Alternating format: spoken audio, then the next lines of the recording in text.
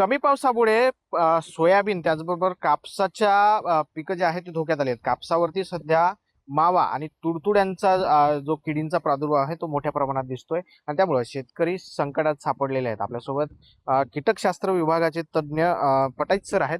Sir, तुमचं TV9 मध्ये स्वागत आहे.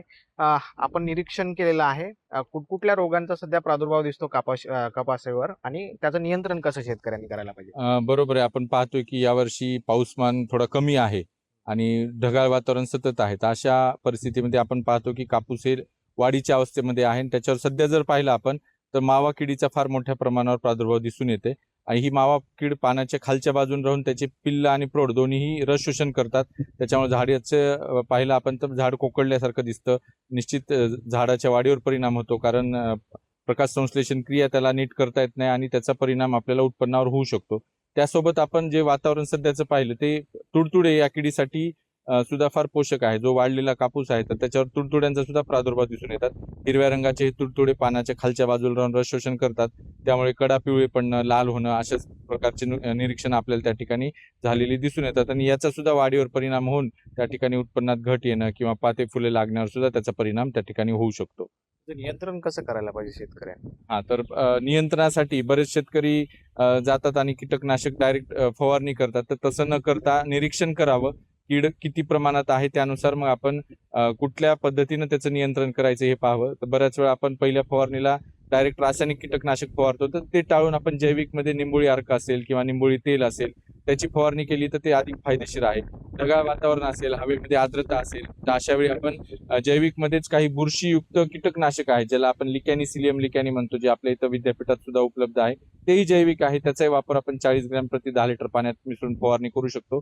किंवा जर मग शेवटचा पर्याय खूप जास्त किडी असतील तर असं सर्व किडींना काम करणार म्हणजे हे जरी तुडतुडे असतील, मावा असेल तर सगळ्यांना वेगळी फवारणी करण्याची गरज नाही. तर सर्वांना काम करणारे एक आहे फ्लोनिकॅमेड 50% जे बाजारात मिळतं, तर त्याची आपण जवळपास 60 ग्रॅम प्रति एकर या प्रमाणात फवारणी करू शकतो. किंवा असिटामाप्रिड 20% आहे तर त्याची जवळपास 40 ग्रॅम प्रति एकर या प्रमाणात कुठलंही एक कीटकनाशक जर फवारलं तर याद्वारे आपण या सर्व किडींचं नियंत्रण चांगल्या प्रकारे करू शकतो. हवामानशास्त्र विभागाचा यावर्षीचा अंदाज आहे त्या प्रमाणामध्ये एल निनोचा प्रभाव जो आहे मराठवाड्यात या पुढचं जे पुढचे काही दिवस आहेत ते पाऊसमान कमी असणार आहे असा देखील अंदाज आहे. त्यामुळे शेतकऱ्यांनी याचं कपाशीचं खास करून कसं केलं? तर आपण पाहतोय आतापर्यंतचा पाऊस पाहिला, जरी एखाद्या दिवशी पाऊस मोठा पडला तरी पावसाचे दिवसमान हे कमी आहेत, म्हणजे कमी दिवस पाऊस झालेला आहे. तर अशा परिस्थितीमध्ये येणाऱ्या काळातही ही परिस्थिती होऊ शकते. अशा वेळी मग आपण कपाशीमध्ये 2-3 गोष्टी आवर्जून करणं गरजेचं आहे की आपलं पीक हे तणविरहित ठेवणं,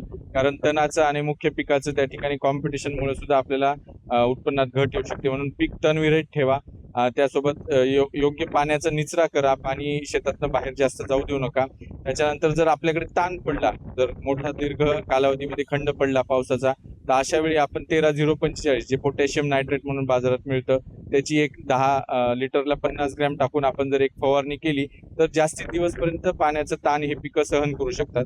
तसेच ज्या भागामध्ये कपाशीचं पीक 1 महिन्याचं झालेलं आहे तर त्यांनी जवळपास 35 किलो प्रति एकरी या प्रमाणात आपण युरियाचा दुसरा डोस त्या ठिकाणी देणं हे 30 दिवसानंतर अपेक्षित आहे. त्याच्यामुळे कपाशीची चांगली वाढ होईल आणि हाच डोस आपण परत 60 दिवसानंतर परत एकदा द्यायचा. तर या पद्धतीनं जर आपण नियोजन केलं आणि त्यासोबत ज्यांनी घन पद्धतीनं किंवा क्लोज स्पेसिंगनी कापसाची लागवड केली त्यांनी शेंडा खुडणं असेल, पाते फुलं लागण्याच्या अगोदर आपण मेपिक्वेट क्लोराईडची फवारणी केली तर त्याद्वारे सुद्धा आपला कापूस हा चांगला वाढून वाढीनुसार जर आपण फवारणी केली तर हा चांगला वाढून उत्पन्नात निश्चित वाढ होईल.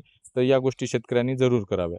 आपण बघतोय की कापूस संशोधन विभागाचे तसेच कीटकशास्त्र विभागाचे डॉक्टर पटाईत सर आपल्यासोबत होते आणि त्यांनी कापसावर ज्या पद्धतीनं रोगराई पडते त्याचबरोबर पाऊसमान ज्या पद्धतीनं कमी सांगितलं त्या पद्धतीनं शेतकऱ्यांनी कसं नियोजन करावं यावरती त्यांनी शेतकऱ्यांना मार्गदर्शन केलेलं आहे. त्यामुळे सुदर्शन पाटील, सहज्ञान सुरुंडा, TV9 मराठी, परभणी.